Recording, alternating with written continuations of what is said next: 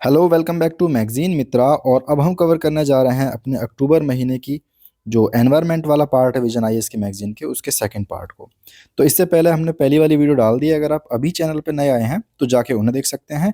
इसके पैरेलली हम सितंबर और नवंबर की भी कवर कर रहे हैं, तो उनको भी देख सकते हैं। दिसंबर की आएगी तो उसे भी कवर करेंगे। बाकी बाकी अगर आप PT 365 के वेट में बैठे हैं तो देखिए, आपको सितंबर से लेके इसके ऑनवर्ड्स जो भी हैं वो कवर कर लेनी चाहिए, क्योंकि पीटी जो आती है, मैं बार बार बताता हूँ कि अप्रैल से लेकर के अक्टूबर तक की ही आती है। उसके बाद की पीटी आएगी तो सही, लेकिन वो तब आएगी जब आपके पास ऑलरेडी बहुत सारी चीज़ों को कवर करने का प्रेशर होगा, है ना। तो चलिए शुरू करते हैं। तो हमारा जो अगला आर्टिकल है वो है केंद्रीय पर्यावरण वन एवं जलवायु परिवर्तन मंत्रालय ने जो अलग अलग अपनी पहलें शुरुआत की हैं उसके ऊपर। तो कितनी पहले हैं? टोटल पहले प्रारंभ करी हैं 5, जिसमें पहली जो है वो है प्रोजेक्ट डॉल्फिन, उसका चरण 2। दरअसल ये जो नदी और समुद्री दोनों प्रकार की जो सिटासियन होती हैं, यानी डॉल्फिन और व्हेल वगैरह, उनके संरक्षण पर काम करती है। तो इसके बारे में हम थोड़ा सा देख लेते हैं। तो देखिए यार, जो भारत है ना, भारत में गंगा और सिंधु नदी में डॉल्फिन पाई जाती है, और डॉल्फिन को हमने राष्ट्रीय जलीय जीव घोषित किया हुआ है। और अगर हम इसकी स्टेटस देखते हैं IUCN की, तो उसमें आती है वो एंडेंजर्ड में। और जब हम उसकी 1972 का जो हमारा वाइल्ड लाइफ प्रोटेक्शन एक्ट है, उसकी सूची फर्स्ट में आती है। अगला जो हमारा प्रोजेक्ट है वो है स्लॉथ बियर, यानी जो भालू सा दिखता है ना, उसके ऊपर है। तो इसमें शुरुआत की है हमने, तो उसका चरण दूसरा था। तो इसमें ये कहाँ पाए जाते हैं? भारत, नेपाल, श्रीलंका वगैरह में पाए जाते हैं। इनकी स्थिति कैसी है? वल्नरेबल है, और इनको भी अनुसूची 1 में डाला गया है। अच्छा, कई बार यूपीएससी से सवाल पूछता है, जैसे एक बार आया था ना मधुमक्खी के ऊपर, कि भाई ऐसा कौन सा जीव है जो डांस करके अपने साथी को संदेश भेजता है, या कौन सा है जो लकड़ी की सहायता से कीड़ों को खुरचता है। तो ऐसे बहुत सारे क्वेश्चन आते हैं। तो आपको ये लाइन इंपॉर्टेंट है, पता होनी चाहिए कि मुख्य रूप से दीमक और चींटियों को अपना आहार बनाता है। और इसकी एक और भालू के प्रजाति के हिसाब से विशेषता अलग है, वो ये है कि ये अपने बच्चों को यानी शावकों को अपनी कमर पर लेकर के चलती है। ठीक है। अगला हमारा जो प्रोजेक्ट है वो है घड़ियाल से रिलेटेड। तो घड़ियाल आमतौर पर पाए जाते हैं नेपाल में और भारत में। इनका जो IUCN स्टेटस है वो है क्रिटिकली एंडेंजर्ड। बाकी ये भी अनुसूची 1 में आते हैं। तो आपने एक बात नोटिस करी होगी कि यहाँ पे जितने भी हैं, इसके अलावा हम जब बाघ की भी बात करेंगे तो सारे के सारे अनुसूची 1 में हैं। तो इसमें ये मोटी सी बात है, जो बहुत कॉमन बात है, आप ध्यान रखना है। तो घड़ियाल के बारे में अगली चीज़ क्या है? तो नर घड़ियाल जो होते हैं ना, उनके थूथन के सिरे पर घुंडी टाइप होती है, जो बल्बनुमा उभार की होती है। उससे होता क्या है, तेज आवाज़ निकालने में मदद मिलती है। आप देखते हैं ना, जब आप घड़ियाल देखते होंगे तो उनके ऐसे सूंड टाइप की होती है, फिर वहाँ पे ऐसे करके ये बना होता है मुंह के पास में। तो तो ये इसके बारे में बात कर रहा है। ठीक है। अगला है हमारा टाइगर रिजर्व से बाहर के बाघ, जो भी मतलब ऐसा तो नहीं है ना कि बाघ खाली टाइगर रिजर्व के अंदर रहता है। तो इसके बाहर जो बाघ रह रहे हैं और उनका जो मानव के साथ में संघर्ष होता चलता रहता है, तो उसके निवारण को करने के लिए एक परियोजना है, अगली उस पर बात करती है। तो बाघ कहाँ कहाँ पाए जाते हैं साहब? भारत में, बांग्लादेश में, नेपाल, भूटान, चीन, म्यांमार, इन सब में पाए जाते हैं। और ये सारे भारत के जो पड़ोसी देश हैं। इसकी जो हम लिस्ट हम देख चुके हैं कि अनुसूची 1 में है, बाकी एंडेंजर्ड में आता है, ये IUCN की लिस्ट में है। ठीक है। अच्छा, इसके बारे में एक इम्पॉर्टेंट चीज़ है, मतलब पहचान से रिलेटेड, कि बाघ की जो धारियाँ होती हैं ना, उनके ऊपर अगर ये बाघ, मैं मान लूँ थोड़ी देर के लिए, किधर मुंह है कुछ समझ में नहीं आ रहा, पर ऐसे करके जो धारियाँ होती हैं, ये दरअसल हर बाघ की जो है अपनी विशिष्ट होती हैं। जस्ट एग्जांपल, जैसे हमारे फिंगरप्रिंट होते हैं ना, तो हमारे फिंगरप्रिंट की तरह इनकी भी अपनी अलग होती हैं। एक योजना आई थी जो बाघों के ऊपर थी। एक बार सवाल आया ये कि एम स्ट्रिप्स जो चर्चा में रहता है, तो वो किससे रिलेटेड है? तो एम स्ट्रिप्स जो है, इन स्ट्रिप जो शब्द है धारियों से ही आया, कहीं ना कहीं वो बाघ से रिलेटेड था। ठीक है। अगला है कि मानव का और वन्य जीवों का जो संघर्ष चलता रहता है, उसके लिए हम एक उत्कृष्टता केंद्र है, उसकी भी शुरुआत करने की बात कर रहे हैं। तो इसमें होगा क्या, ये सैकॉन में एक समर्पित राष्ट्रीय केंद्र की स्थापना की जाएगी। ठीक है। अगला हमारा आर्टिकल है GFRA, यानी वैश्विक वन संसाधन आकलन के ऊपर। तो कौन जारी करता है इसको? तो FAO जो है वो इस रिपोर्ट को जारी करती है प्रत्येक 5 साल में। अभी कहाँ पे हुआ था? अभी इंडोनेशिया के बाली में एक चल रहा था GFOI, यानी ग्लोबल फॉरेस्ट ऑब्जर्वेशन इनिशिएटिव जो है, उसका सत्र चल रहा था, वो पूरा हुआ। तो वहाँ पे FAO की मीटिंग में इसको भी पास कर दिया गया। तो ये क्या है साहब जिसका सत्र चल रहा था? तो एक्चुअल में ये क्या है, ग्रुप ऑन अर्थ ऑब्जर्वेशन है। तो उसके भीतर एक कार्यक्रम चलता है, ये वो है। तो ये क्या है फिर? तो ये एक नेटवर्क है जिसमें अलग अलग तरह के लोग शामिल होते हैं। ऐसा नहीं कि केवल सरकारें होती हैं, सरकारें भी होती हैं, प्राइवेट प्लेयर भी होते हैं, शैक्षणिक संस्थान भी होते हैं, संगठन भी होते हैं, सिविल सोसाइटी वाले लोग भी होते हैं। तो इसमें सब होते हैं। इसका उद्देश्य होता है एक्चुअल में अर्थ की जो इंटेलिजेंस कैपेसिटी है उसका यूज़ करना। तो क्या भारत इसका सदस्य है? बिल्कुल, अच्छी चीज़ हो और भारत इसका सदस्य ना हो, कैसा हो सकता है? तो रिपोर्ट के कुछ बिंदु भी देख लेते हैं। सबसे पहले कि देखिए भाई, वन का विस्तार कितना है पूरी दुनिया में। तो वन जो है ना 4.1 बिलियन हेक्टेयर, इतनी क्षेत्रफल पर अब पूरी दुनिया के हैं। अगर हम परसेंटेज में बात करते हैं तो 32% भाग पर वन विस्तृत हैं। विश्व के लगभग आधे वन जो हैं वो उपोष्ण कटिबंधीय क्षेत्र में हैं। अच्छा देखो, ये अब यहाँ से चीज़ें इंपॉर्टेंट हो जाती हैं कि ये वाली पूरी लाइन इंपॉर्टेंट है। क्यों? हो सकता है वो आपको लगाने को दे दे कि बताइए दुनिया में वन जो है कौन से क्षेत्रों में कितने ज़्यादा वन है। तो नंबर 1 पे आते हैं हमारे उष्ण कटिबंधीय क्षेत्र, उसके बाद बोरियल, समशीतोष्ण, उपोष्ण कटिबंधीय क्षेत्र। तो इन स्थानों पर जो है ना ये वनों का एक तरह से घटता हुआ क्रम है, ठीक है। अगर हम महाद्वीप के हिसाब से देखें तो यूरोप में सबसे ज़्यादा वन है। टोटल वन के कितने? लगभग एक चौथाई। चलो, जब पूरी दुनिया की बात कर ली तो भारत की बात कर लेते हैं। बिल्कुल, कुल वन क्षेत्र के मामले में भारत एक स्थान बढ़कर अब 9वें स्थान पर पहुंच गया है। वैश्विक वन क्षेत्र का मात्र 2% हमारे यहाँ मौजूद है, समझो भाई। अच्छा, रबड़ के बागान की जब हम बात करते हैं तो उसके मामले में हम 5वें स्थान पे आते हैं। कटाई के मामले में क्या चल रहा है दुनिया भर में? तो सुनो भाई, अब कटाई कहीं ना पहले से धीमी होके 10.9 लगभग 11 मिलियन हेक्टेयर प्रति वर्ष पे पहुंच गई है। अच्छा, ये हम देखें ना उस टाइम के 10 साल में 1990 से 2000 के दशक में 17 मिलियन, ऑलमोस्ट 18 होने वाली थी। इतने मिलियन हेक्टेयर के पेड़ काटे जा रहे थे, फिर भी अभी गनीमत है चीज़ों में। प्राकृतिक पुनर्बहाली, यानी अपने आप से जहाँ पेड़ काट दिए हैं वहाँ से वनों का दोबारा से उग जाना, वो क्या हो रहा है? 90% से ज़्यादा वन जो हैं अपने आप पुनर्बहाल हो रहे हैं, वापस से मौजूद हो रहे हैं। कार्बन स्टॉक क्या कितना है? तो वनों में जो मौजूद कार्बन स्टॉक है उसमें वृद्धि हो गई है। कितना पहुंच गया है? 714 गीगाटन पहुंच गया है। तो सबसे ज़्यादा कार्बन स्टॉक कहाँ है? मृदा में मौजूद है। और इसके बाद जीवित बायोमास, सूखी पत्तियों, मृत वृक्षों की लकड़ी स्थान का स्थान है। तो ये आप देख सकते हैं ना कि जो कार्बन स्टॉक है वो हमारा किस किस रूप में मौजूद है ना? तो आप बता सकते हैं इसमें, ठीक। मुख्य समस्या क्या है? देखिए, समस्या हमारे क्षेत्र वनों के लिए अभी सबसे बड़ी समस्या बनी हुई है। मतलब अगर हम देखते हैं, एक तो प्राकृतिक होती है, दूसरी होती है कि जो मानव निर्मित में तो कटाई ही है, ऑब्वियस सी बात है। लेकिन हम देखते हैं कि वनाग्नि जो है एक बहुत बड़ी समस्या के रूप में हमारे सामने आ रहा है। इसके अलावा कीट रोग, खराब मौसम और ये शीतोष्ण वगैरह क्षेत्रों को भी प्रभावित करते रहते हैं। यूनेप की हमारी यानी यूनाइटेड नेशंस एनवायरनमेंट प्रोग्राम की हमारी अगली रिपोर्ट आई है, वन स्थिति रिपोर्ट। तो ये जो है पहली इसने अपनी जारी की है वन के लिए वित्त की स्थिति रिपोर्ट। कि यार ये बताइए वनों के लिए पैसा कितना है हमारे पास, उनके संरक्षण के लिए, उनके प्रिजर्वेशन के लिए। तो रिपोर्ट 2023 में सार्वजनिक और निजी स्रोतों से जो भी फंडिंग मिली है, प्राइवेट से, सरकारी से, पब्लिक से, तो उस सबको कहीं ना कहीं उस दुनिया भर में उसकी स्थिति को बताती है। तो ये कहते हैं देखो यार, वनों को लेकर के ना बहुत पैसे की कमी है हमारी दुनिया में। खासकर 2030 तक वैश्विक लक्ष्यों को जो प्राप्त करने के लिए चाहिए ना कि हमें 2030 तक जितने वन लेके जाने हैं, उसमें कहीं ना कहीं 216 बिलियन अमेरिकी डॉलर का अंतर मौजूद है। अभी इतना कम चल रहा है ऑलरेडी। अच्छा, तो ये पैसा आ कहाँ से रहा है? तो देखो, सबसे बड़ी जो प्राथमिक स्रोत है ना वो सरकारें हैं। प्राइवेट सेक्टर का बहुत पैसा इधर मिल नहीं पा रहा है ना। तो कुल का मतलब 9% दे रहे हैं खाली प्राइवेट सेक्टर वाले, आप समझ रहे हो। आईयूसीएन की विश्व संरक्षण कांग्रेस, इसमें क्या हुआ है? तो आईयूसीएन ने जो है ना आबू धाबी जो है संयुक्त अरब अमीरात में विश्व संरक्षण कांग्रेस जो है इसको आयोजित किया है। होता क्या है, ये प्रत्येक 4 वर्ष में होती है। इसमें और ऊपर एफएओ वाले में कंफ्यूज मत हो जाना, वो 5 वर्ष में जारी की जाती है, ये 4 वर्ष में की जाती है, ठीक है। तो इसमें सदस्यों की सभा होती है। और ये क्या है, कहीं ना कहीं आईयूसीएन की सर्वोच्च निर्णय निर्माणकारी संस्था है, यानी निर्णय लिया जाएगा तो उसमें सुप्रीम है। थोड़ा सा आईयूसीएन के बारे में समझ लेते हैं। तो देखिए, इसका मुख्यालय है ग्लैंड, स्विट्जरलैंड के अंदर। उद्भव हुआ था इसका 1948 में। और अभी के टाइम में, आई रिपीट, अभी के टाइम में आईयूसीएन जो है ना दुनिया का सबसे बड़ा और सबसे ज़्यादा विविधता वाला पर्यावरण नेटवर्क है, ठीक है। 1400 से अधिक सदस्य हैं इसके। ये कैसे हो गए? इतना तो देश भी नहीं है। अरे, राष्ट्रीय थोड़ी हैं, गैर सरकारी संगठन भी हैं, अनुसंधान संस्थान भी है, सब शामिल है। तो भारत इसका सदस्य है? बिल्कुल, भारत इसका सदस्य है।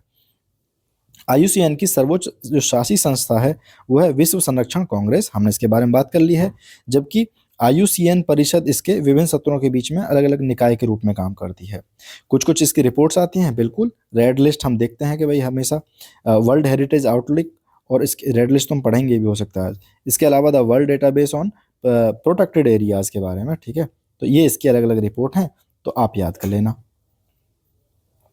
सदस्यों की सभा में प्रस्तुत प्रमुख प्रस्ताव, तो क्या क्या प्रस्ताव प्रस्तुत हुए हैं इसमें जब वो चीज़ें हुई हैं। तो सबसे पहले है आबू धाबी, भाई नाम में है ही आबू धाबी में हुई है, तो Abu Dhabi call to action. तो इसमें क्या हुआ है, इसके तहत 5 अलग अलग जो क्षेत्र हैं उनमें काम करना है। सबसे पहले हमें काम करना है कि देखिए भाई, प्रकृति की मानव कल्याण की बुनियाद के रूप में काम करना, मल्टीलैटरलिज्म को बढ़ावा देना। बहुपक्षवाद का मतलब होता है कि यार देखिए, दुनिया में कोई एक पक्ष नहीं, मैं बार बार बताता हूँ, खासकर उन लोगों के लिए जिन्होंने बस तैयारी स्टार्ट किया और वो कहीं ना कहीं मैगजीन पढ़ने से डरते हैं। तो अलग अलग लोग मिलके, हर अलग देश सामने आए, साथ मिलके आए, सब मिलके काम करें, उसको बोलते हैं बहुपक्षवाद। न्याय और समावेशन को सुनिश्चित करना, ज्ञान और नवाचार को बढ़ावा देना, प्रकृति और जलवायु कार्रवाई के लिए संसाधनों को बढ़ाना। नए सदस्य भी हैं कोई? बिल्कुल। देखिए यार, IUCN में 100 से अधिक नए सदस्य शामिल किए गए हैं, ऑलरेडी 1400 से ऊपर पहुंच गए ना। तो इसमें 6 नए सदस्य कौन कौन से जुड़े हैं वो देख लो एक बार। अर्मेनिया, ताजिकिस्तान, मार्शल द्वीप, गैबोन, तुवालू, जिम्बाब्वे, ठीक है। सिंथेटिक बायोलॉजी और प्राकृतिक संरक्षण पर प्रथम नीति आई है। तो इसमें नीति में क्या कहा गया, इसने कहा कि देखो भाई, जो सिंथेटिक बायोलॉजी है ना, उसके बहुत सारे हमें लाभ मिल सकते हैं। तो सिंथेटिक बायोलॉजी है क्या चीज़? तो देखो चक्कर क्या है, सिंथेटिक मतलब कोई हम अलग से चीज़ों को बना रहे हैं, बायोलॉजी मतलब बायोलॉजी के विज्ञान में। जैसे हम कोई जीव है उसमें किसी दूसरे के DNA को मिला के, आपने देखिए क्रिस का गाना सुनेगा, तो क्रिस 3 में मूवी में होते हैं ना कि एक इंसान है जिसकी बहुत लंबी सी जीभ होती है, आइसक्रीम खींच के खा लेता है दूसरे की। तो ऐसे अलग अलग चीज़ें, जैसे फॉर एग्जांपल इसमें एक बहुत बढ़िया एग्जांपल मुझे याद आ गया। होता क्या है कि अगर आप जो रेशम का कोकून कीड़ा होता है ना, अगर आप रेशम के उसमें मकड़ी का एक DNA वगैरह को मिला के एडजस्ट कर देते हैं, तो रेशम का कीड़े से जो रेशम निकल के आएगा वो हल्का होगा और बहुत मतलब क्वालिटी में भी उच्च वगैरह होगा। तो जब हम ऐसे कुछ प्रयोग करते हैं तो उसे ही बोलते हैं सिंथेटिक बायोलॉजी। तो हो क्या सकता है, ये नीति कहती है कि देखिए भाई, जो सिंथेटिक बायोलॉजी है ना, इसमें भी बड़े लाभ मिल सकते हैं, जैसे कि लुप्त आनुवंशिक विविधता की पुनर्स्थापना करना। जो आनुवंशिक विविधता थी हमारे जीवों के अंदर, वृक्षों के अंदर, पेड़ों के अंदर, तो उसको हम कहीं ना कहीं वापस से लेके आ सकते हैं। इसके अलावा जो आक्रामक विदेशी प्रजाति हैं ना, उन पे भी नियंत्रण हासिल कर सकते हैं। इसके अलावा इससे अनचाहे पारिस्थितिक दुष्प्रभावों का खतरा भी है। मैंने बताया ना यार, जब तुम उल्टे सीधे प्रयोग करोगे जीवों को लेकर के, तो कहीं ना कहीं ये खतरा तो बना ही रहेगा। तो संतुलन की नीति भी बहुत जरूरी है। पारिस्थितिकी संहार यानी इकोसाइड का अपराध, इसका मतलब क्या है, आपने एक पढ़ा होगा, जेनोसाइड शब्द पढ़ा होगा। यहाँ पे इकोसाइड, जेनो का मतलब होता है जब हम इंसानों को किसी पूरी सभ्यता को धर्म, जाति, लिंग के आधार पर भेदभाव के पूरी समाप्त करने की कोशिश करता है ना, जैसे हिटलर कर रहा था ज्यूज के साथ में। बाकी पारिस्थितिक संहार, तो इसका ये कैसे अपराध है, देखिए, पर्यावरण को जानबूझकर अगर कोई क्षति पहुंचाता है तो ये कह दिया गया है कि अभी ये भी एक दुनिया में राष्ट्रीय अपराध के रूप में काम करेगा। इसकी सुनवाई कहाँ होगी, वो होगी ICC के अंदर। अच्छा, आज मुझे आप कमेंट करके कोई बताओ यार, एक तो वैसे ही आप लोगों के कमेंट इतने कम आते हैं, मुझे पता भी नहीं चलता कौन लोग देख भी रहा है, कौन लोग नहीं देख रहा है, या मैं ऐसे ही काम कर रहा हूँ क्या। तो आज मुझे बताओ कि क्या ICC का सदस्य भारत है या नहीं है, और मैं इस पर डिटेल में बात कर चुका हूँ, पिछले पता नहीं कौन से महीने की मैगजीन में करी थी, पर की है ना। तो देखो यार, अगर आपको यहाँ तक पहुँच गए हो तो आई ऑलरेडी नो कि तुम बहुत ही सिंसियर और एक्चुअल में सीरियस स्टूडेंट हो, है ना। तो इस वीडियो को लाइक करके चले जाया करो, ताकि मुझे पता रहता कि यस, कोई वेट कर रहा है यार जिसके लिए मुझे वीडियो बनानी है।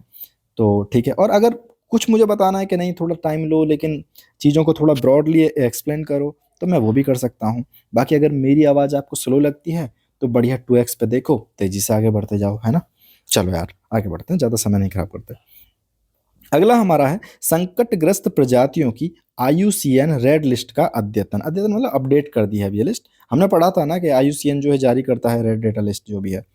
तो अब इसमें क्या है, इसको अपडेट करा है। अपडेट किया है तो क्या कुछ भारत के भी शामिल हुए हैं? बिल्कुल। 12 जो भारतीय पक्षी हैं उनकी प्रजातियों की जो स्थिति थी पहले, उसमें बदलाव हो गया है। कैसे? पॉजिटिव बदलाव हुआ, नेगेटिव बदलाव हुआ है। तो देखो 8 जो प्रजाति हैं उनकी तो श्रेणी में हुआ है सुधार, यानी कहीं ना कहीं उनका संरक्षण पॉजिटिवली हुआ है। वहीं 4 की जो हालत है वो पहले से ज़्यादा खराब हो गई है। ओके, कैसे? तो देखिए, जिन 4 प्रजातियों के संरक्षण में गिरावट आई है वो कौन कौन सी हैं? Indian courser, Indian roller, rufous tailed lark, इन सबको आ गई हैं ये नियर थ्रेटन्ड में। अच्छा यार, ये एक बार देख लेना जो 9 अलग अलग लिस्ट इसमें सूची आती है ना, हालांकि पीटी में हम इन्हें एक्सटेंसिवली कवर करेंगे चीज़ों को, है ना। तो आप सब्सक्राइब कर लेना यार चैनल को, है ना, अगर आपको सारी वीडियो देखनी वगैरह तो, ठीक है।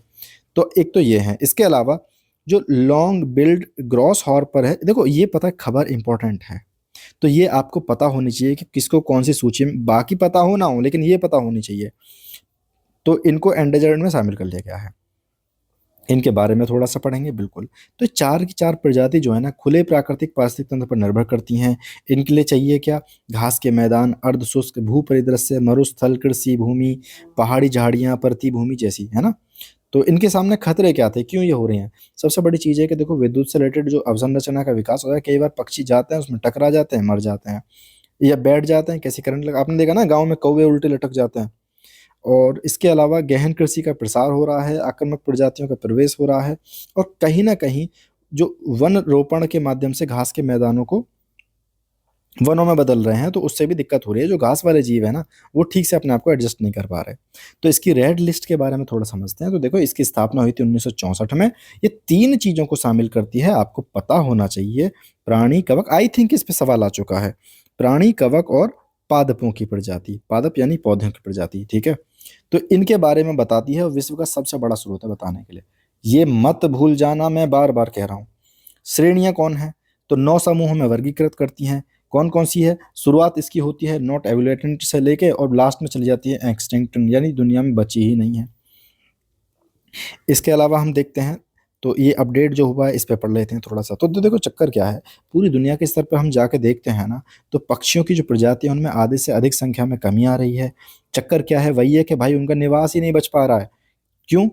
क्या कि क्योंकि तेजी से हम एग्रीकल्चर का विस्तार कर रहे हैं, गहरी खेती कर रहे हैं, वृक्षों की कटाई का वगैरह कर रहे हैं, तो कैसे चीज़ें बचेंगी? जैसे अगर आप गाँव से आते होंगे ना, आपने देखा होगा कि एक पक्षी होता है, अब मुझे उसका भाई एक्चुअल में नहीं पता, मतलब किताबी भाषा में नाम क्या है, टटाठीटरी बोलते हैं हमारे यहाँ, वो एक्चुअल में उसमें नहीं बैठता, लोकल भाषा में बोलते हैं, ये पेड़ों पे नहीं बैठता है, वो खेत में ही अंडे देता है। अब यार एक बात बताओ, उसका काम है जून जुलाई मई के महीने में खेत में अंडे देना, है ना। अब क्या होता है, पहले किसान अपनी भूमि को खाली छोड़ दिया करते थे, तो वो देता था, उसका अपना वंश चलता था, चीजें चलती जाती थी। अभी क्या हुआ, किसानों ने लिटरली खेत को खाली रखना ही बंद कर दिया, वो पूरी साल खेती लेने लगे हैं ना, चार चार तीन तीन फसलें लेने की कोशिश कर रहे हैं। तो अब वो बेचारा जो निर्भर है तुम्हारे खेत में अंडे देने के लिए और अपनी प्रजाति को आगे बढ़ाने के लिए, अब वो क्या होगा, वो एक्सटेंट होगा ही ना यार। तो कहीं ना कहीं ऐसा ये चीजें चल रही हैं। पक्षियों की क्या भूमिका है यार, पक्षी तो आपको पता है, मुझे पता है, बहुत इंपॉर्टेंट है। क्या करते हैं, परागणकर्ता होते हैं, बीज फैला देते हैं। बीज कैसे फैलाते हैं, कुछ खाया कहीं जाके निकल दिया, बीज फैला दिया। परागणकर्ता इस वाले का इस वाले में, या मतलब परागण करते हैं तो फिर फाइनली फल बनता है। बाकी कीड़ों को खा के उनकी नियंत्रण करते हैं, सफाईकर्ता के रूप में काम करते हैं। और कहीं ना कहीं पक्षी हमारे इकोसिस्टम के इंजीनियर की तरह काम करते हैं, है ना। तो जैसे एक बार आ गया था ना, किसान का मित्र किसे कहते हैं, यूपीएससी में सवाल है लिटरली, है ना। तो हो सकता है कि आपको आ जाए कि पारिस्थितिकी तंत्र के इंजीनियर के रूप में कौन काम करता है। वहीं हम देखते हैं कि आर्कटिक सील जो है, उसकी भी दुनिया में 3 प्रजातियां विलुप्त होने की कगार पे पहुंच गई हैं। जिसका सबसे बड़ा जिम्मेदार क्या है, खेती? नहीं यार, आर्कटिक पे खेती हो रही है, बिल्कुल। वैश्विक तापमान में वृद्धि हो रही है, तो वहां की बर्फ बेचारी पिघलने लगी है, तो इनका भी बेचारा मतलब पर्यावास जो है वो अ, खत्म हो रहा है धीरे धीरे। सील जो है, सील क्या है, एक कीस्टोन प्रजाति है। कीस्टोन प्रजाति क्या होती है पहले ये समझ लो। कीस्टोन प्रजाति का मतलब होता है कि वो प्रजाति अपने बाकियों की प्रजाति के लिए मतलब सुकर जो चीज़ें हैं अच्छी बनाती है, आसान बनाती है चीज़ों को। फॉर एग्जांपल मैं बताता हूँ, जैसे सपोज करो एक बाघ है, टाइगर है ना, तो टाइगर भी एक कीस्टोन प्रजाति है। कैसे? टाइगर खाता है हिरन वगैरह को, हिरन खाता है घास वगैरह को। तो अगर किसी इकोसिस्टम में जो घास वाला है, टाइगर नहीं होंगे, तो हिरणों की संख्या बहुत तेजी से बढ़ जाएगी। जैसे हम भेड़िया को भी लेते हैं, भेड़िया खरगोश को पकड़ के खाता है। तो जब इनकी जो शाकाहारी है, इनकी जनसंख्या बहुत तेजी से बढ़ जाएगी ना, तो कहीं ना कहीं पूरे जंगल की जो घास है वो उसको खत्म कर देंगे ये। और अगर वो खत्म हो गई, है ना, अच्छा तुम ये भी कह सकते हो कि अगर ये चलेगे तो हिरन खत्म हो गए, तो अरे बहुत है ना, खरगोश तो है, लेकिन टाइगर की जगह कौन लेगा? तो वो खत्म हो गई तो इस घास पे डिपेंड छोटे छोटे इंसेक्ट्स हैं, पक्षी हैं, ये सब भी खत्म हो जाएंगे। तो इसे बोलते हैं की स्टोन प्रजाति, है ना। तो आप एक बार इसकी पूरी टर्म है, अम्ब्रेला की स्टोन और जो आपका फ्लैग शिप करके ऐसा कुछ होता है। तो ये खाद्य जाल में केंद्रीय भूमिका निभाते हैं, समझे आप। और ये करती क्या थी, ये मछली और अकशेरुकी जीवों को अपना आहार बनाती थी और पोषक तत्वों का पुनर्चक्रण करती है। इसके अलावा एक हरा कछुआ है, समुद्री कछुआ है, वो भी कीस्टोन प्रजाति है। तो ये भी कहीं ना कहीं पहले था एंडेंजर्ड, अब इसका थोड़ा और अभी आ गया है लिस्ट कंसर्न में, यानी अब तो थोड़ी ठीक हालत हुई है इसका। इसके अलावा हमारा अगली आर्टिकल है बाघों के लिए पहला IUCN green status of species आकलन जारी करना। अब देखो सबसे पहले समझो, ये पहली है तो क्या चक्कर पड़ी, क्यों लेके आई गई होगी। इससे पहले हमने पढ़ी है हमेशा के रेड वाली के बारे में ना, जो IUCN की सॉरी रेड लिस्ट होती है। तो ग्रीन की क्या जरूरत है, तो रेड बताती है कि देखो यार ये इसकी स्थिति जब नेगेटिव वाले मोड में होती है तो कैसे कौन सी में कितनी नेगेटिव होती जा रही है। तो ऐसे ही जो ग्रीन है वो बताएगी पॉजिटिव चीज़ों के बारे में। ओके ठीक है। तो इस आकलन में बाघों की संख्या को बताया है क्रिटिकली डिप्लेटेड, है ना। तो इसमें इन्होंने डाला है।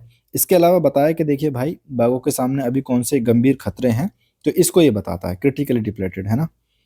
तो हुए क्या, इन खतरों में पर्यावरण क्षति, शिकार वगैरह में, शिकार आधार में कमी। शिकार आधार में कमी का मतलब है कि ये जिस पर डिपेंड रहते हैं वो कहीं ना कहीं कम होते जा रहे हैं। अवैध शिकार का मतलब ये अवैध शिकार नहीं करें, इनका अवैध शिकार हो रहा है। क्षेत्र स्तर पर विलुप्ति वगैरह शामिल है। कुछ आकलन के बिंदु देख लेते हैं। तो देखिए भाई बाघों की संख्या में तेजी से गिरावट हो रही है। जैसे इतने जिन 24 क्षेत्रों का आकलन किया गया है उसमें से 9 तो अब बाघ एक्सटेंट हो चुके हैं, जहाँ है वहाँ पे भी थ्रेटेंड वाली जो स्टडी है उसमें है। ठीक है, अभी तक किए गए जो संरक्षण के प्रभाव वगैरह हैं, अगर हम उनकी स्थिति देखें कि भाई जो संरक्षण के हमने बताया ना कि ग्रीन में हम बात करेंगे संरक्षण वगैरह की, तो उच्च और मध्यम है इनकी स्थिति पुनर्प्राप्ति की। IUCN green status of species के बारे में थोड़ा समझ लेते हैं। तो 2012 में शुरू किया गया था और इसमें कहीं ना कहीं रेड लिस्ट में दर्ज जो संकट प्रजाति हैं उसकी सूची पर आधारित है। तो इसको याद रखना कि ये भी डिपेंड उसी पे है जो रेड वाली है, ऐसा नहीं है कि उससे कुछ स्वतंत्र चल रहा है। तो 2020 में जो IUCN है उसकी रेड लिस्ट आकलन का एक वैकल्पिक हिस्सा बना लिया गया था। इसके अलावा जब हम देखते हैं तो ये प्रजातियों की समष्टि की पुनर्प्राप्ति, सुनो पुनर्प्राप्ति, विलुप्त होने का जोखिम, साथ ही उनके संरक्षण प्रयासों के प्रभावों का आकलन करने का एक साधन प्रदान करता है। इसकी भी कुछ श्रेणियां हैं, जैसे रेड लिस्ट की 9 श्रेणियां बनाई गई हैं। बिल्कुल, इसकी कौन कौन सी हैं, 1 2 3 4 हैं। लार्जली डेप्लेटेड, आप मॉडरेटली और स्लाइटली, और इसके बाद में फुली रिकवर्ड, यानी इसका मतलब है कि अब तो कोई दिक्कत वाली बात ही नहीं है, ये थोड़ी संकट वाली बात है। ग्रीन स्टेटस को कैसे किसी की प्रजाति की जो पुनर्प्राप्ति है उसको निर्धारित कैसे करता है, तो ये करता है, देखिए सॉरी ये क्या हो गया, तो ये करता है कहाँ थे हम, अगर कोई फुली रिकवर्ड हो जाती है यानी ये वाली स्टेज, तो इसका मतलब क्या है, अपने ऐतिहासिक परिवेश में सभी भागों में वो मौजूद है, यानी जहाँ पे मानव प्रभाव के कारण जो नष्ट हो रहे थे। इसके अलावा पूरे पर्यावास में व्यवहार्य समष्टि में मौजूद है, यानी ये विलुप्त खतरे का नहीं है। ऐसा नहीं है कि किसी एक छोटे क्षेत्र में पड़ी हुई है, किसी जू में है, पूरे पर्यावास के अंदर अपने वो इस समय मौजूद है। इसके अलावा वह अपने पर्यावास के सभी भागों में पारिस्थितिक कार्य को संपन्न करती है, यानी वही जो मैंने बताया कि भाई कंट्रोल रखने की कोशिश कर रही है। 0 से जो 100% तक का इनका ग्रीन स्कोर दिया जाता है। बाकी कोई प्रजाति फुली रिकवर्ड या पूर्ण रूप से पुनर्प्राप्त होने के कितना निकट है, इससे ये पता चलता है कहाँ पे इसका स्कोर है, ये बात। ठीक है, जब बाघों की बात कर ही रहे हैं तो थोड़ा सा बाघों के बारे में और पढ़ लेते हैं। वैज्ञानिक नाम है इसका पैंथेरा टिग्रिस। बाघ जो है विश्व का सबसे बड़ा वन बिलाव है। वन बिलाव मतलब वनों की बिल्ली, ठीक है, सबसे बड़ा है। तो अभी क्या है, जो टोटल मौजूद है ना दुनिया भर में बाघ, उनके 75% जो है वो केवल भारत में पाए जाते हैं। बाकी और कहाँ कहाँ पाए जाते हैं तो हम पहले पढ़ चुके हैं, बांग्लादेश, भूटान, चीन, भारत, इंडोनेशिया वगैरह में बाघ पाए जाते हैं। पर्यावास देखो, वन में मिलते हैं, सवाना में मिलते हैं, झाड़ीदार भूमि, वृक्ष, इन सब जगह पे ये मिलते हैं। आर्द्र भूमि में भी मिलते हैं, ये भी याद रखना, ठीक है। संरक्षण की स्थिति, अगर हम जब बात करते हैं रेड की तो इसमें क्रिटिकली एंडेंजर्ड है। जब हम बात करते हैं वन्यजीव संरक्षण अधिनियम में तो इसकी अनुसूची 1 में है। साइटिस की में बात करते हैं तो इसकी भी 1 में ही है। और अब जब हमने ग्रीन की बात करी थी तो ये है संख्या जो है इनकी क्रिटिकली डिप्लेटेड। वेल, अब हमारा अगला आर्टिकल की तरफ हम बढ़ते हैं। भारत में हाथियों की स्थिति, हाथियों का DNA आधारित समकालिक अखिल भारतीय आबादी अनुमान। तो सुनो भाई, पहली गणना हो रही है हाथियों की जो कि डीएनए आधारित है। साई जो है वो इसको कर रहा है, इसे मतलब इसको हम साई कहा गया है, ठीक है। ये साई की फुल फॉर्म है, status of elephants in India, DNA based synchronous all India population estimation of elephant, है ना। तो ये पहली डीएनए आधारित जनगणना है, ये पता रखना कम से कम, क्योंकि हो सकता है यार पहली है तो कम से कम मोटी बातें आपको पता होनी चाहिए, क्योंकि वो भी बहुत डीप में नहीं जाते जाके आपसे पूछेंगे। यह गणना पर्यावरण वन और इस वाले मंत्रालय ने, जलवायु मंत्रालय ने प्रोजेक्ट एलिफेंट के तत्वावधान में भारतीय वन्य जीव संस्थान द्वारा की गई है, ठीक है। ये कब शुरू किया था? प्रोजेक्ट एलिफेंट शुरू करा गया था हाथियों के संरक्षण के लिए 1992 में। इसके अनुसार एशियाई हाथियों की कुल समष्टि कितनी है? 22,446, ठीक है। तो वनों में रहने वाले जो एशियाई हाथियों की सर्वाधिक संख्या कहाँ पे मिलती है? भारत में मिलती है। तो पूरी दुनिया, पूरी एशिया में जितने भी हमारे हाथी हैं ना, उनका 60% जो है वो भारत में रहते हैं, ठीक है। वर्तमान में क्या है, 4 जगह रहते हैं। हिमालय की तलहटी में पाए जाते हैं, पूर्वोत्तर राज्य में भी पाए जाते हैं, पूर्व मध्य भारत में पाए जाते हैं। इसके अलावा अंडमान द्वीप समूह पे भी कुछ हाथों की संख्या पाई जाती है। तो इससे कभी कंफ्यूज मत होना लगे कि यार यहाँ पे कहाँ पाए जाते होंगे, है ना। लेकिन सबसे ज़्यादा कहाँ रहते हैं? भारत में। तो पश्चिमी घाट में सबसे ज़्यादा हाथियों की संख्या पाई जाती है। इसके बाद में आता है पूर्वोत्तर की पहाड़ियाँ और ब्रह्मपुत्र के जो बाढ़ के मैदान हैं उनका स्थान, ठीक है। अगर हम स्टेट की बात करते हैं तो सबसे ज़्यादा हाथियों की संख्या वाला राज्य है हमारा कर्नाटक। उसके बाद में आते हैं तमिलनाडु और केरल। तो आप ऐसे याद रख लेना, कर्नाटक, असम और तमिलनाडु, केरल। कटक, कटक, कटक, है ना, ऐसे करके, ठीक है। एशियाई हाथियों के सामने कुछ खतरे हैं, बिल्कुल सबके सामने। एक तो सबसे बड़ा खतरा है पर्यावास का संकट, है ना। तो देखो, हाथियों की जो पाई जाती थी पश्चिमी घाट में सब जगह पे, लेकिन धीरे धीरे अलग हो रही है। क्यों? पश्चिमी घाट के जो पहाड़ हैं उन पे बनाए जा रहे हैं चाय चाय के बागान, है ना। तो देखो, वाणिज्यिक बागान, चाय कॉफी का विस्तार हो रहा है, तो इनका विचारों का पर्यावास घटता जा रहा है। इसके अलावा आक्रामक पादपों का जो प्रसार है वो बढ़ता जा रहा है। इसका एक लेपेंथा या लेमेंथा करके एक पौधा है यार, वो आता है, वो हाथियों को नुकसान पहुंचाता है कहीं ना कहीं। तो आक्रामक पौधे बढ़ जाते हैं तो हाथियों को नुकसान होता है। कुछ इसके अलावा क्या होता है, कृषि भूमि पे लोग बाड़ लगा देते हैं चारों ओर, तो हाथियों का इधर उधर जो आवर्जन प्रवर्जन होता होता है, ज़्यादा कठिन हो गया क्या शब्द, मतलब आना जाना जो होता है उस पर रुक जाती है। इसके अलावा मानवीय अतिक्रमण तेजी से बढ़ रहा है और बहुत सारी जो हमारे डेवलपमेंटल प्रोजेक्ट्स हैं वो चल रहे हैं। तो भूमि का उपयोग में बदलाव हो गया। पहले खाली भूमि पड़ी थी, हाथी मस्त एंजॉय करते थे, अब जाके पता नहीं तुमने क्या कर दिया वहां पे।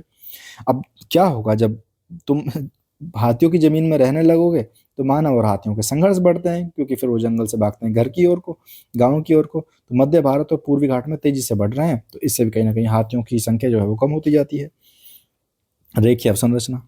इसके अलावा क्या हो रहा है, देखिए यार, अब हम कर रहे हैं, हमें डेवलपिंग इकोनॉमी, हमारा ध्यान विकास पे भी है। तो हम सड़कें बना रहे हैं, रेलवे बना रहे हैं, तार बिछा रहे हैं, कुछ भी करते हैं।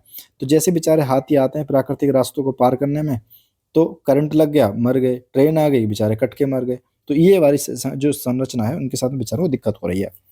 सिफारिशें क्या है? सिफारिशें वही है कि भाई देखो, आप वन्य गलियारा बनाओ इनके लिए भी अलग से, और इनकी पुनर्बहाली की कोशिश करो। ये होता क्या है वन्य गलियारा? इसका मतलब सिंपल है, देखो, अगर तुम्हें ये है, अगर वन, तुम्हें यहाँ से ट्रेन निकालनी है, तो तुम क्या काम करोगे? या तो इसको नीचे से ले जाओ या इनको ऊपर रहने दो।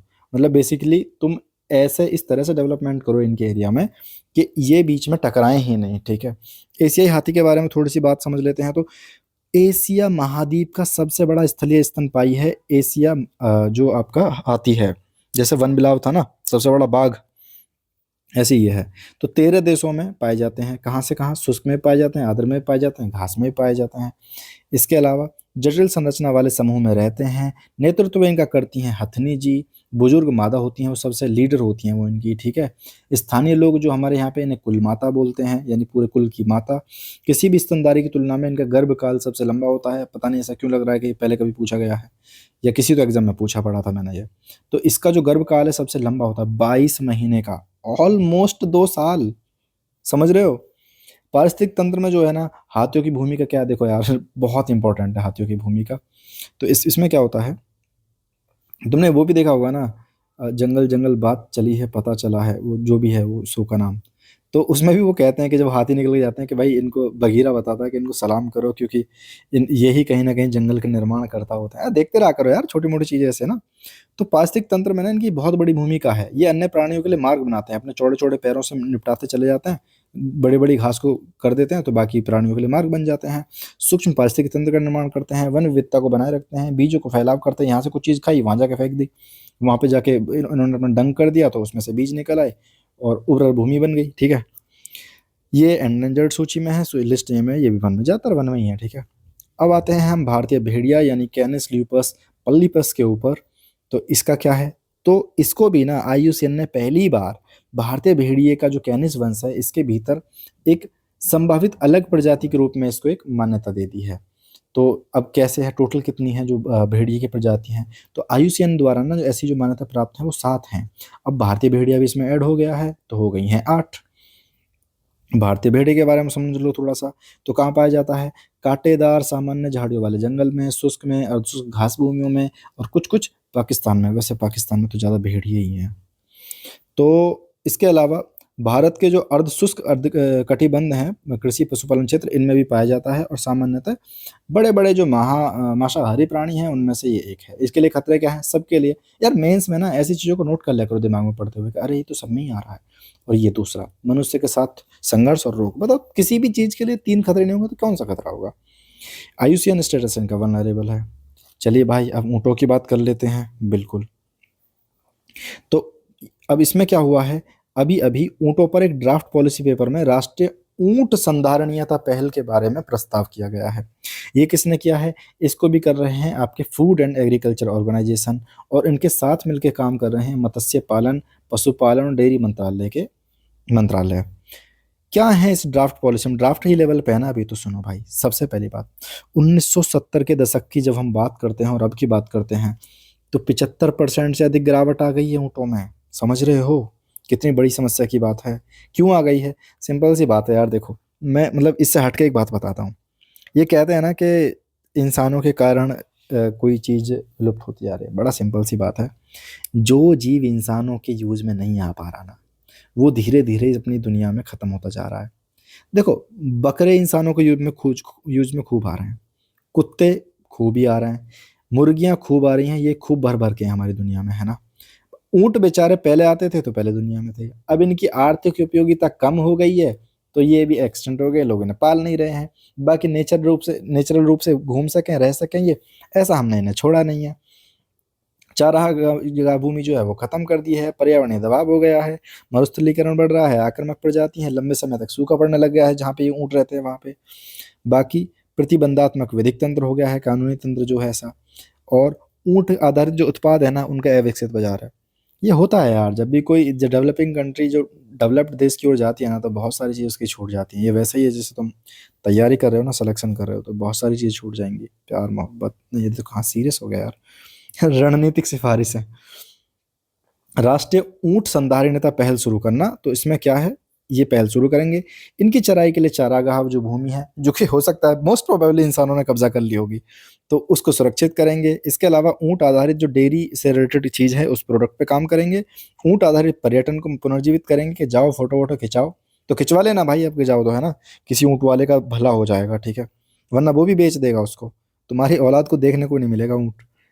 तो पशु चिकित्सा और आनुवंशिक संरक्षण कार्यक्रम वगैरह शुरू करना। अच्छा, तो भारत में ऊँटों की नस्लों के बारे में थोड़ा सा देख लेते हैं। तो 2 तरह के ऊँट हैं। सबसे पहले हैं एक कुबड़ वाले, जिनका एक कुबड़ है ऐसा, और वो कहाँ मिलते हैं, ज़्यादातर राजस्थान में मिलेंगे या गुजरात में मिलेंगे।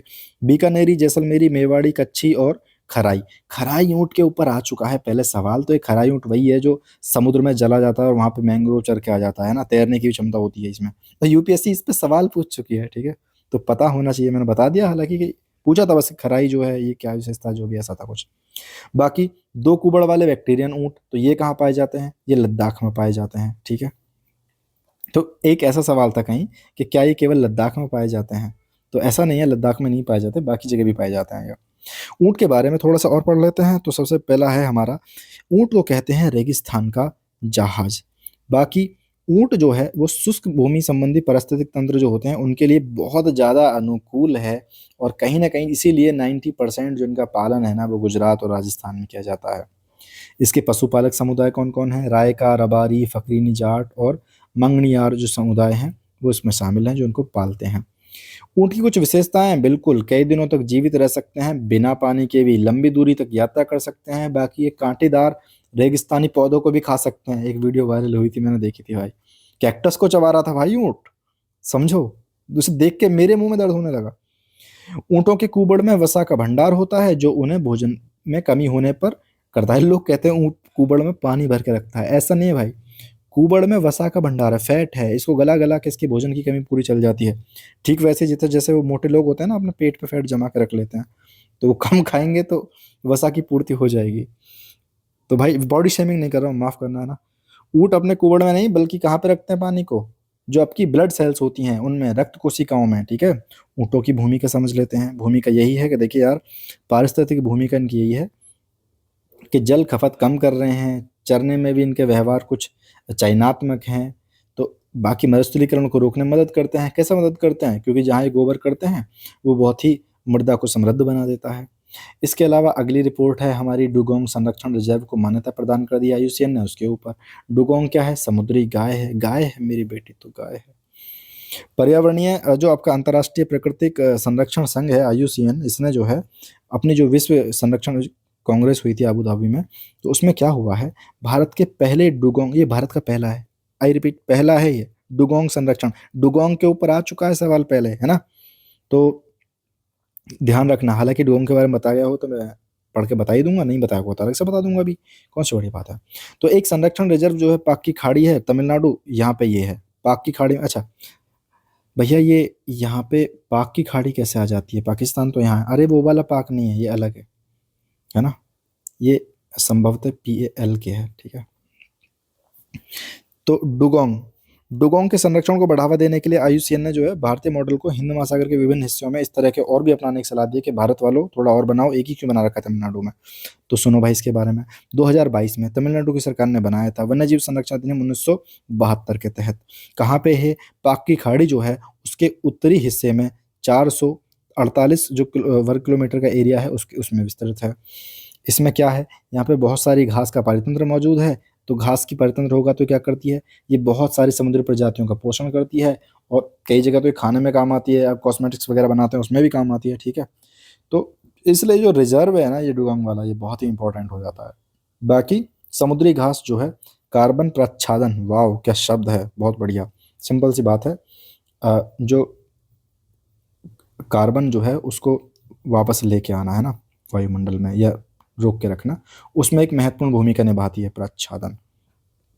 डुगोंग, ये समुद्री गाय के बारे में समझो। देखो सबसे पहले एकमात्र है ये, तो इंपॉर्टेंट तो है, UPSC सवाल क्यों ना बनाए।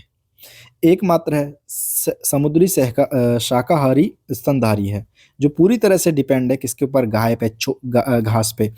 गाय है इसलिए इस तो गाय बोलेगा भाई, गाय हमारी घास खाती है बस, मछली वछली नहीं मार के खाती है, ठीक है। कहाँ मिलती है ये? तो सबसे ज्यादा मिलती है पाक की खाड़ी में, और इसके अलावा मन्नार की खाड़ी, कच्छ की खाड़ी में भी कुछ कुछ पाया जाता है। टोटल ही ये 200 हैं। तो अगर आपको इनके दर्शन हो गए तो समझ लो भाई आपने बहुत ही दुनिया की रेयर चीज के दर्शन कर लिए हैं। खतरा बिल्कुल यार, इनका भी पर्यावरण नष्ट हो रहा है, शिकार और अनजाने में कई बार मछली पकड़ने वाले इनको पकड़ के ले जाते हैं, तो ये धीरे धीरे खत्म हो रही हैं। इसके अलावा हम पढ़ते हैं IUCN में वल्नरेबल हैं, और जो आपकी अनुसूची 1 है उसमें शामिल हैं। इसके अलावा आ जाते हैं, अगला हमारा आर्टिकल वो है मध्य एशियाई स्तनपायी पहल। तो इसमें कुछ नहीं है यार, कुछ और हैं, जैसे कि साइगा और आपका बुखारा हिरण जैसी 17 स्तनपायी जो प्रजाति इनके संरक्षण के लिए मध्य एशियाई देश जो हैं वो साथ में आ गए हैं। कौन कौन? सेंट्रल एशियाई मैमल्स इनिशिएटिव इसमें, ठीक है। तो इसके बारे पहल के समझ लेते हैं। 2014 में शुरू करी गई थी। कहाँ पे? वन्य जीवों की प्रवासी प्रजातियों के संरक्षण पर कन्वेंशन के पक्षकारों के 11वें सम्मेलन में शुरू करी गई थी। मध्य एशिया में 17 प्रमुख प्रवासी स्तनपायी जो प्रजातियों के संरक्षण का समन्वय करना इनका काम है। बिल्कुल हमारा अगला जो आर्टिकल है वो है WMO से रिलेटेड, यानी विश्व मौसम विज्ञान संगठन कांग्रेस ने अर्ली वार्निंग्स फॉर ऑल जो है इसका तेजी से विकास करने के लिए कुछ काम करा है। इसको डिटेल में समझेंगे। अर्ली वार्निंग फॉर ऑल के बारे में समझते हैं। तो इसका उद्देश्य है 2027 तक जो भी आपदा वगैरह आ रही है ना, खतरनाक मौसम घटनाएं हो रही हैं, जलवायु विविधता हो रही हैं, तो उनसे हम कैसे संरक्षण कर सकते हैं, कैसे अपनी बहुत सारी चीज़ों को बचा सकते हैं। शुभारंभ किया गया था इसका 2022 में किसने, यूएन ट्रिपल सी के COP27 में, जो यूएन का महासचिव है उसके द्वारा। संगठन कौन कौन है, तो WMO, UNDDR, ITU और IFRC इसके नेतृत्व कर रहे हैं। इनका कौन सा क्या काम है ये हम यहाँ पढ़ लेंगे। शुरू में 30 उच्च जोखिम वाले देशों पर केंद्रित था, अब कह दिया कि भाई सुनो 100 देशों को शामिल करो इसमें, 30 नहीं 100।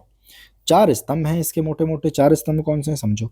आपदा जोखिम पर ज्ञान देना, पहले है कि भाई ज्ञान दो, बताओ भाई, डेटा इकट्ठा करो और बताओ, आकलन करो कब कहाँ कैसे आपदा आ सकती है। तो ये काम हो जाएगा आपका UNDRR, यूनाइटेड नेशंस डिजास्टर और आगे जोखिम न्यूनीकरण कार्यालय, देखना पड़ेगा यार फुल फॉर्म क्या बनेगी इसकी, DRR देख लेंगे।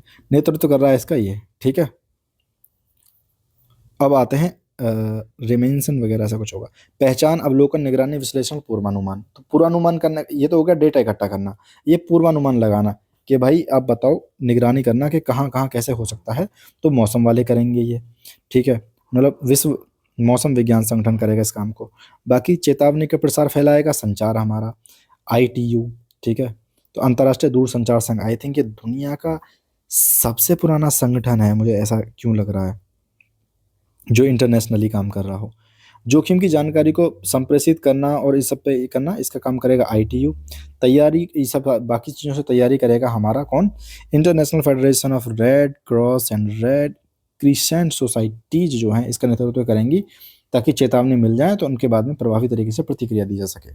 पूर्व चेतावनी प्रणाली के बारे में थोड़ा सा समझ लेते हैं। तो दरअसल बात क्या है कि किसी भी संकट से निपटने के लिए अगर हमें पहले ही पता चल जाए कि क्या होने वाला है, तो हम कहीं ना कहीं बहुत सारे लोगों के, बहुत सारे सरकारों को आपदाओं के जोखिम से बचा सकते हैं, लोगों के जीवन को बचा सकते हैं, उनकी आजीविका को बचा सकते हैं, और कहीं ना कहीं उनकी संपत्ति को भी बचा सकते हैं। जरूरी क्यों है, जरूरी इसलिए है क्योंकि अगर हमें पता चल जाए कि आपदा आने वाली है, उसके 24 घंटे के भीतर हमें पता भी चल जाए ना, तो भी हम गंभीर से गंभीर स्थिति में कम से कम 30% नुकसान तो बचा ही सकते हैं। इसके अलावा जिन देशों में ये सब प्रणालियां है ही नहीं ना, तो यार उनकी पॉपुलेशन हर बार मर जाती है, कम से कम मृत्यु दर 6 गुना अधिक हो जाती है और प्रभावित लोगों की 4 गुना, क्योंकि भाई है ही नहीं टेक्नोलॉजी वगैरह कुछ। बाकी चरम मौसमी घटनाओं से नुकसान दुनिया का हमारी का बहुत हो रहा है। 1970 के बाद से हम एक डेटा देखते हैं तो 4 ट्रिलियन अमेरिकी डॉलर, इतने का तो नुकसान हो गया भाई, समझो 5 ट्रिलियन के अभी हम इकोनॉमी बनने की कोशिश कर रहे हैं, इतने का नुकसान होगा जितने के हम बनने की कोशिश कर रहे हैं। इसके अलावा हमारा अगला आर्टिकल है अरब सागर मिनी वार्म पूल के बारे में। तो कुछ वैज्ञानिकों ने बताया कि देखो भाई, अरब सागर में एक मिनी वार्म पूल है जो अल नीनो की वजह से जो भी तूफान वगैरह आते हैं उसके लिए एक स्वतः दूर करने का काम करता है। अल नीनो क्या है तुम्हें पता होना चाहिए, छोटा छोटा मोटा मोटा मैं बता सकता हूँ कि ये हमारा भारत है, यहाँ पे क्या बोलते हैं मेडागास्कर पड़ता है, इतनी पास नहीं है, थोड़ा दूर है, मेडागास्कर पड़ता है। तो होता क्या है, जब पेरू की साइड में चीज़ें गर्म हो जाती हैं तो उधर की साइड में हमारा जो मानसून है वो खिसक जाता है, ठीक है, क्योंकि वहाँ पे पानी गर्म हो गया। तो ये ज्योग्राफी का कॉन्सेप्ट है, हालांकि मैं ज्योग्राफी में कवर करूंगा, ठीक है। तो फिर उस टाइम पे ना ये जो छोटा सा हिस्सा है ना, थोड़ा वार्म होके ये उस मौसम को सेटल करने की कोशिश करता है ताकि एक तरफा चीज़ें ना चलें। तो इसी को बोलते हैं, जब इसके ठीक विपरीत स्थिति होती है तो उसमें ला नीना बोल देते हैं, ठीक है। तो ये क्या है, अरब सागर के विशेषकर दक्षिणी पूर्वी भाग में केरल के तट के आसपास है। तो उष्ण समुद्री सतह का तापमान है। तो करता क्या है, ये वार्म पूल यानी गर्म पूल वास्तव में जल निकाय का बहुत गर्म जल वाला हिस्सा होता है। तो इसमें क्या होता है, 28 डिग्री सेल्सियस से अधिक इसका टेम्परेचर है। तो ये क्षेत्र जलवायु और मौसम के प्रतिरूप को प्रभावित करने में एक महत्वपूर्ण भूमिका निभाता है। आपको इसके बारे में पता होना चाहिए कि आ जाएगा यार, सवाल दे देगा, कुछ नहीं कहेगा, बोलेगा कि हाल ही में चर्चा में रहा वार्म पूल शब्द किससे रिलेटेड है, बोल देगा कि बहुत सारे लोगों द्वारा इकट्ठा किए हुए फंड से, मतलब हॉट मनी के फंड से, ऐसे करके कुछ दे देगा, हो जाओगे कंफ्यूज यार, तो समझ लेना, ठीक है। तो होता क्या है, प्रत्येक वर्ष अप्रैल और मई के महीने के दौरान जो भी ग्रीष्मकालीन वर्षा वगैरह होती है उसके ठीक पहले ये बनता है, याद रखना, ठीक पहले बनने लगना था। मैत्री के बारे में कर लेते हैं, दोस्ती यारी नहीं। केंद्रीय वित्त मंत्रालय ने क्या काम किया, वित्त मंत्रालय, अरे अरे देखो देखो देखो, वित्त मंत्रालय ने स्वीकृति दी है, साइंस वाले ने नहीं। पूर्व अंटार्कटिक में नए अनुसंधान केंद्र मैत्री की स्थापना को स्वीकृति दे दी है, समझ रहे हो, वित्त मंत्रालय ने दी है, ये ध्यान रखना। आप साइंस वाले साइंस टेक वाले लगा के आओगे। तो ये क्या है, भारत का चौथा अनुसंधान केंद्र होगा। इससे पहले भी कुछ हैं बिल्कुल, कौन कौन से थे, मैत्री थी, भारती थी और भी था ना, दक्षिणी गंगोत्री, ध्यान रखें। तो 2029 तक ये कार्य करने लगेगा। इसमें क्या है, नवीकरणीय ऊर्जा से संचालित जो हरित अनुसंधान केंद्र है उसको स्थापित करेंगे। बाकी कुछ ऑटोमेटिक इसके अंदर उपकरण होंगे, उन पर चल रहा होगा। अब थोड़ा अंटार्कटिका के बारे में समझ लेते हैं। तो समझो, दुनिया की प्राकृतिक प्रयोगशाला है, 5वां सबसे बड़ा महाद्वीप है। तो कहीं ना कहीं ये दुनिया भर की जो मौसम प्रणाली है, जलवायु प्रणाली है, उसको समझने में मदद करता है और जलवायु परिवर्तन का संकेतक भी माना जाता है। कैसे? अगर यहाँ की बर्फ पिघलने लग गई तो समझ जाओ यार, ग्लोबल वार्मिंग चल रही है, पूरी दुनिया पे खतरा आने वाला है। प्राकृतिक संसाधन कहते हैं कि यहाँ पे बहुत सारा, कहते क्या, जल जल भंडार तो 75% यहाँ मौजूद है, खासकर जो पीने योग्य है ना उसका। इसके अलावा यहाँ पे बहुत सारे खाने योग्य शैवाल पड़े हुए हैं, 200 से ज़्यादा मछलियों की प्रजाति हैं, लोहा और तांबे के खनिज हैं, बाकी और भी परमाफ्रॉस्ट नीचे दबे हुए पड़े होंगे, पता चलेगा वो बाद में धीरे धीरे। भू राजनीतिक महत्व क्या है यार, अलग अलग देश जो हैं अलग अलग दावों करते हैं कि भाई ये वाला यहाँ तक का हमारा, वहाँ तक का हमारा। बाकी चीन जो है उसका वहाँ पे प्रभाव धीरे धीरे बढ़ रहा है, जिसकी लाठी उसका भैंस। अंटार्कटिका में भारत की कुछ और भी पहले हैं, बिल्कुल साहब। इससे पहले 2 अनुसंधान स्टेशन कौन थे? मैत्री था, भारतीय था, दक्षिणी गंगोत्री था जो भारत का पहला अनुसंधान स्टेशन था, ठीक है। अभी ये चल रहा, देखो ये तो बंद हो गया है, ये दोनों अभी कार्यरत में है। अब दूसरा हमने खोल दिया है, ठीक है। संस्थान, राष्ट्रीय ध्रुवीय एवं समुद्री अनुसंधान संस्थान केंद्र जो है, जो कि किसमें के अंदर काम करता है? पृथ्वी विज्ञान मंत्रालय, तो ये यहाँ पे काम करता है। वैज्ञानिक ढांचा, भारतीय आर्कटिक अधिनियम है एक 2022 में बनाया हुआ, तो इसके आधार पर ये इसको पूरी काम को रूपरेखा प्रदान करता है। प्रतिबद्धता, क्या हमारी ड्यूटी भी है दुनिया भर के प्रति? बिल्कुल। 1983 में एक है आर्कटिक संधि प्रणाली, तो उसमें हम कौन है? परामर्शी पक्ष हैं। बाकी ये क्या करती है? ये आर्कटिक में शांतिपूर्ण उपयोग और संघ, भाई मिल बांट के चलाएंगे आर्कटिक को, है ना, ऐसा थोड़ी किसी के बाप की जागीर थोड़ी है। हमारा लास्ट है, और देखो लास्ट करने से पहले मैं यार तुमसे फिर से कह रहा हूँ, मुझे पता है एकदम भाग जाओगे तुम लोग, चैनल को प्लीज़ प्लीज़ प्लीज़ सब्सक्राइब कर लो यार, है ना। मैं एक्चुअल में तुम्हारी भलाई के लिए बहुत सारा कंटेंट लेके आने वाला हूँ। हिंदी मीडियम में पहले ही ऐसे इनिशिएटिव बहुत कमज़ोर चल रहे हैं, तो अभी तो मैं मैगजीन करा रहा हूँ, पर ऑब्वियस सी बात है मैं मैगजीन तक सीमित नहीं रहने वाला। जैसे ही मैं PT 365 पे काम करूँगा ना, तो एक्चुअल में बेहतरीन काम करने वाले हैं हम। और मैं फालतू की वीडियो भी नहीं डालता कि आपको दिन भर नोटिफिकेशन आते रहेंगे, तो इसलिए एक सब्सक्राइब तो बनता है ना। तो भारत में एकमात्र मड वॉल्केनो में 20 वर्षों तक उद्गार हुआ। मड वॉल्केनो क्या है यार, ये समझते हैं? तो है कहाँ? ये है बारातांग द्वीप पे। अब बारातांग द्वीप चर्चा में आ गया, तो ये चर्चा में, ये है अंडमान निकोबार द्वीप समूह पे। ये UPSC की फेवरेट जगह है, ये 2 बार आई थिंक सवाल आया इस पे, अंडमान पे। मड वॉल्केनो होता क्या है? एक भौतिक संरचना है जिसमें होता क्या है, गाद होती है, जल होती है, अलग अलग गैस होती हैं, खासकर मीथेन, क्योंकि तभी तो जलेंगी चीजें। कभी कभी कार्बन डाइऑक्साइड या नाइट्रोजन भी हो सकती है। 3 4 तरह की ये गैस हैं। तो इन सब में ये ऐसे करके बन जाता है, शंकु का मतलब उद्गार होता है, सारी गैसें मिलती हैं, ऐसा लगता है कि नहीं यार यहाँ पे कोई ज्वालामुखी बन गया है। तो देखने में लगता है कि कोई ज्वालामुखी है, लेकिन एक्चुअल में इनके अंदर लावा नहीं है, मड भरा हुआ है इनके अंदर, गर्म लावा नहीं निकलता है। मड वेल जो वॉल्केनो आमतौर पर ऐसी जगह पे पाए जाते हैं जहाँ पे प्राकृतिक गैस मौजूद है, तभी तो मीथेन, कार्बन डाइऑक्साइड, नाइट्रोजन ऐसे करके जल मिला, गाद मिली, ये ऐसे उभार को फूल गया, ठीक है। मड वॉल्केनो का उद्गार पृथ्वी की विवर्तनिक घटनाओं, टेक्टोनिक वगैरह कारण या हाइड्रोकार्बन गैसों का संचय जो है ये हो जाता है। तो अगर कल को एक सवाल आ जाए ना कि क्या मड वॉल्केनो की उपस्थिति बताती है कि प्राकृतिक गैस, मतलब प्राकृतिक गैसों की संभावना है, तो बिल्कुल ये कथन जो है राइट हो जाएगा, ठीक है। तो इस वाली मैगजीन में इतना ही, बाकी पढ़ाई करते रहो यार, बहुत ही कम समय बचा है ना। तो जो लोग सीरियस हैं वो ऑलरेडी लग चुके हैं, अगर तुम अभी तक नहीं लगे हो तो यार शुरू कर दो, ठीक है। किस चीज़ का वेट कर रहे हो? बाकी मैं मिलूंगा कहीं नहीं, अगली वीडियो में रखता हूँ मैं, ठीक है। Bye bye.